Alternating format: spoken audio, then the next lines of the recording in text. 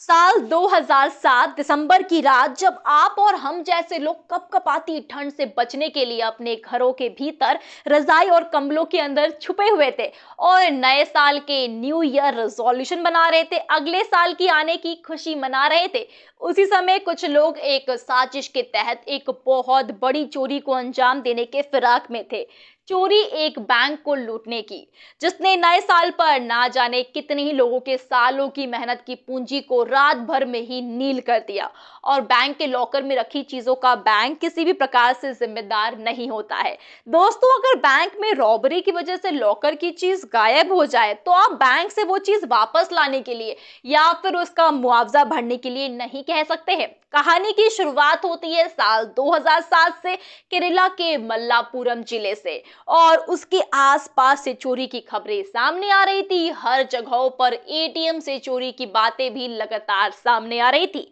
पर सबसे ज्यादा चौंकाने वाली बात यह थी कि इन सभी चोरियों की वारदात वाली जगह पर जय माओ दीवार पर लिखा मिलता था। कुछ वक्त पहले काफी मशहूर फिल्म आई थी जिसमें हीरो को बड़े ही शानदार अंदाज में बड़ी बड़ी चोरियों को अंजाम देते हुए दिखाया गया था, जिसमें चोर भी जब चोरी करता था तो वहां पर अपना एक निशान जरूर छोड़ दिया करता था।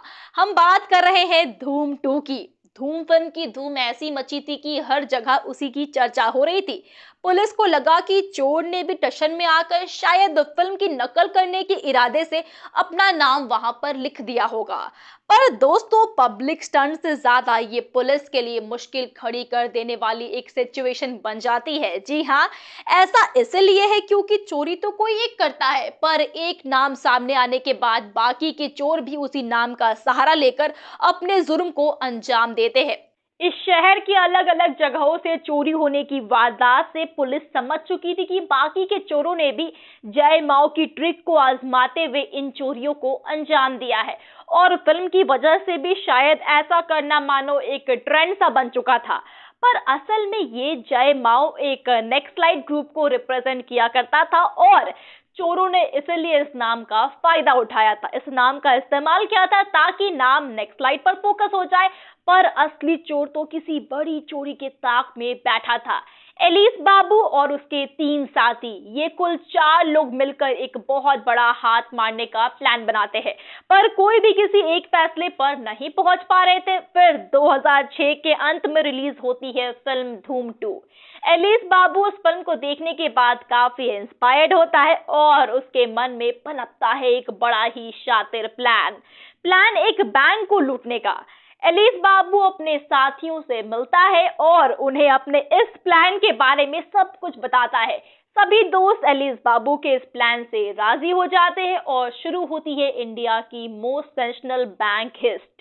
एलिस बाबू और उसके साथी का निशाना था मल्लापुरम जिले के चेलेम्ब्रा का एक बैंक जिसका नाम था केरला ग्रामीण बैंक। जी हाँ, वो बैंक फर्स्ट फ्लोर पर था। ग्राउंड फ्लोर का एरिया खाली पड़ा हुआ था। एलिस बाबू और उसके साथियों ने बड़ी मोटी रकम देकर उस जगह को एक रेस्टोरेंट ओपन करने के बहाने से रेंट पर ले लिया था। किसी को शक ना हो इसलिए रेस्टोरेंट का सामान और फर्नीचर भी खरीदा और रेस्टोरेंट के रिनोवेशन के लिए रॉ मटेरियल्स भी खरीद कर ऐसा दिखाया है कि सचमुच रेस्टोरेंट के रिनोवेशन का काम चल रहा है। आसपास के लोगों को भी यही लगता था कि वाकई में रेस्टोरेंट के भीतर रिनोवेशन का काम चल रहा है। इस बीच वो इस बहाने से बैंक का भी लगातार चक्कर लगाया करते थे दोस्तों, जिससे कि उन्हें पता चल सके कि बैंक लॉकर की एग्जैक्ट पोजीशन क्या है, एग्जैक्ट लोकेशन क्या है। इस बीच वो अपने पैसों की जरूरत के लिए एटीएम भी लूटा करते थे। जी हाँ, और दीवार पर जय माओ का निशान छोड़ दिया करते थे। पर अभी भी पुलिस इस जय माओ के गैंग को पकड़ने में कामयाबी हासिल नहीं कर पा रही थी। इधर एलिस बाबू और उसके साथी अब तक सबसे बड़े मनी हिस्ट को अंजाम देने के लिए तैयारी में जुटे हुए थे।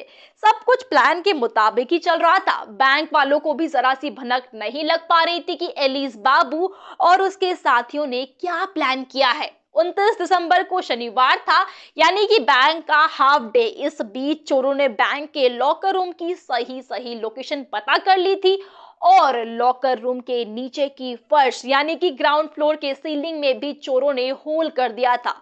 लॉकर रूम की दीवार काफी मोटी और बड़ी थी, पर लॉकर रूम की फर्श की उस मोटी दीवार को भेदने में वक्त काफी लग गया था। हाफ डे के बाद बैंक के सभी वर्कर्स बैंक पर ताला लगाकर वहां से घर चले जाते हैं और एलिस बाबू और उसके साथी अपने काम पर लग जाते हैं। गैस बर्नर, हथौड़ी जैसे हथियारों से लॉकर रूम की उस मोटी दीवार पर होल करने का काम स्टार्ट कर दिया जाता है।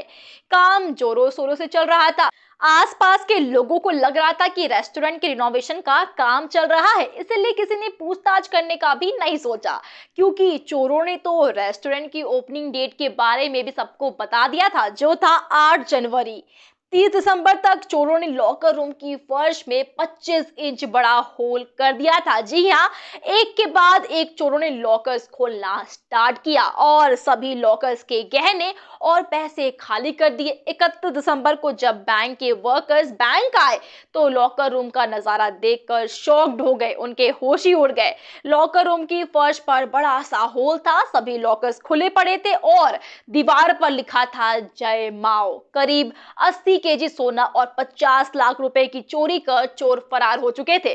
बैंक के फर्श में इतना बड़ा होल देखकर वो समझ गए थे कि चोर ग्राउंड फ्लोर से ही ऊपर आए थे। जब पुलिस रेस्टोरेंट की तलाशी लेने के लिए पहुंची तब तक तो सभी चोर वहां से रफू चक्कर हो गए थे। जी हाँ, जब रेस्टोरेंट को किराया देने वाले से पूछा गया तो ये मालूम चला कि सारे कागजात, एड्रेस, सारे आईडी नकली थे। जी हाँ, पुलिस ने चोरों की पहचान के लिए कंप्यूटर ग्राफिक्स की मदद से उनके फोटोज को भी बनवाया था। फिर खबर मिली कि हैदराबाद के एक होटल में 1 केजी सोना बरामद हुआ है, जो बैंक से चोरी हुआ था। पर जांच पर पता चला कि ये सब पुलिस को गुमराह करने के लिए एक साजिश थी। कोई भी सुराग ना मिलने के बाद पुलिस ने अपने आईटी टीम के साथ मिलकर बैंक के सभी कॉल रिकॉर्ड्स की छानबीन की। तकरीबन 2 लाख से भी ज्यादा फोन कॉल्स की छानबीन करने के बाद पुलिस को एक सुराग मिल ही गया, जो था चोरी के मेन कल्प्रिट एलिस बाबू का नंबर। इन्वेस्टिगेशन के बाद पुलिस को एक लीड मिलती है कि चोर कोझीकोड के इलाके में एक घर में छुपे हुए हैं। जी हाँ, पुलिस उस घर पर धावा बोल देती है और एलिस बाबू समेत उसके साथी और 80% सोना बरामद कर लेती है। कुछ ही दिनों में पुलिस चोरी हुई बाकी रकम को भी बरामद कर लेती है। 28 फरवरी 2008 को खबर मिलती है कि एलिस बाबू और उसके साथियों को फाइनली अरेस्ट कर लिया गया है और एलिस बाबू ने पूछताछ के दौरान ये भी एक्सेप्ट किया था कि वो धूम 2 मूवी देखने के बाद काफी इंस्पायर्ड हुआ था और इसीलिए चोरी का प्लान भी बनाया था। दोस्तों, धूम 2 के बाद धूम 3 भी काफी ब्लॉकबस्टर मूवी रही थी और अब धूम 4 भी आने वाली है। इसकी तैयारी स्टार्ट हो चुकी है, जिसमें एक बार फिर हमें देखने को मिलेगा चोर पुलिस का ऐसा ही एक आइकॉनिक केस। तब तक के लिए आप स्टोरी से जुड़े अपने राय हमें कमेंट्स में बताएं एंड वीडियो अच्छी लगी हो तो वीडियो को लाइक करें, शेयर करें अपने दोस्तों के साथ और हाँ, चैनल को सब्सक्राइब करना बिल्कुल भी मत भूलिएगा। आज के लिए बस इतना ही। मैं प्रगति मिलूंगी आपसे नेक्स्ट वीडियो में। तब तक के लिए सेफ रहिए, मुस्कुराते रहिए। Bye bye.